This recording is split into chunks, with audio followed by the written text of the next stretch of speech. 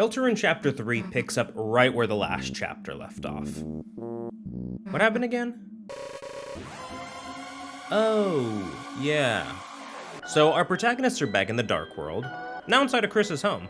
So that makes us stuff dust mites. Gross. Chapter 3 is, hold that thought, Ralsei just showed back up. And always with the lore dump. This time, he wants to make it very clear that the Dark World is not real.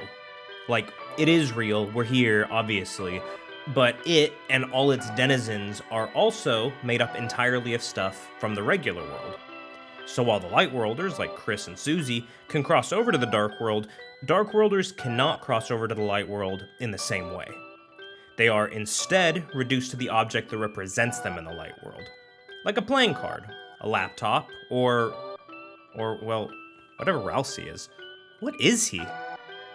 Maybe the official Ralsei plush, now available for $36 plus shipping on fangamer.com.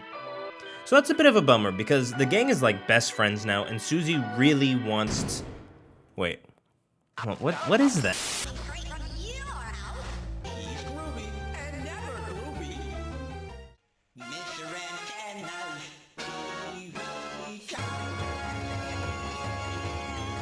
Okay, well, I guess it's time to go on a game show with this random Mr. Tenga guy now. As you know, going to a second location with strangers you just met is always a good idea.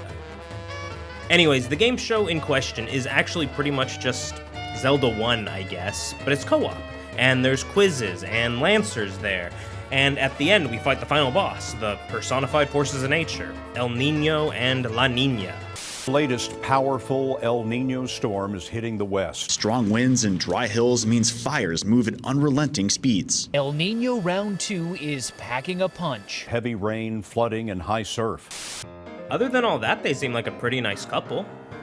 So with that, we win the game show, except Mr. Timu really wants to keep playing.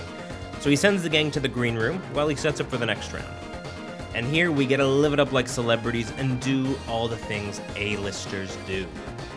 Eventually the commercial break is over and it's back to gaming. This time, we're playing Zelda 1, but on an island. You know, it's pretty much the same thing, except there's some weird places that we can't go to for some reason. Really makes you think that this whole thing is... Hey guys, I found this secret game in the green room. It's kind of like Zelda 1, but on an island. Whoa, this is new.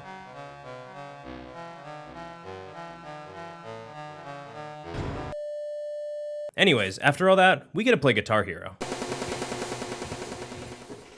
Timo really does not want to give it up, and he decides to start setting up for another round of gaming.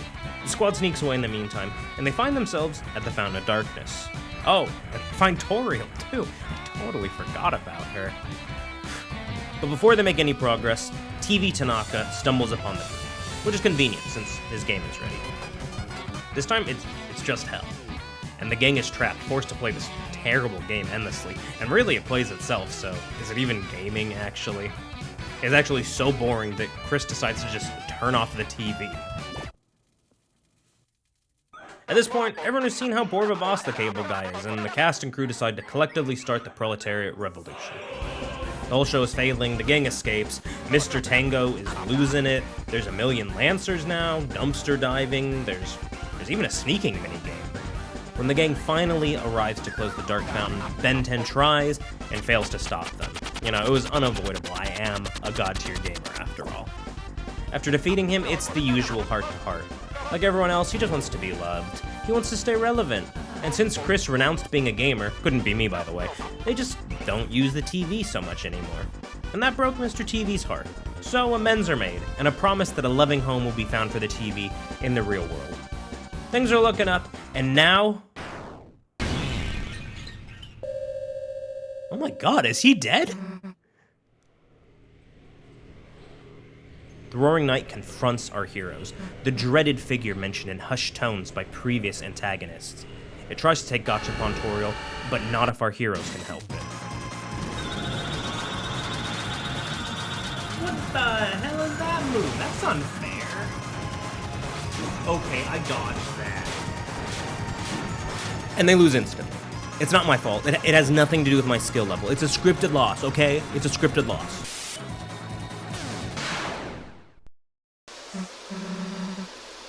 Anyways, the Roaring Night closes in to take Tory.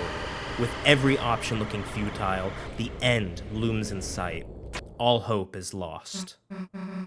But then Police Officer Undyne appears out of nowhere to save the day, and the Roaring Knight decides to abduct her instead before quickly running off. Susie lays chase, with Kris not far behind. They follow out of the Dark World entirely, out of Kris's house and down the street, ultimately to the locked bunker outside of town. They're just too late though, and the door slams shut with no way in.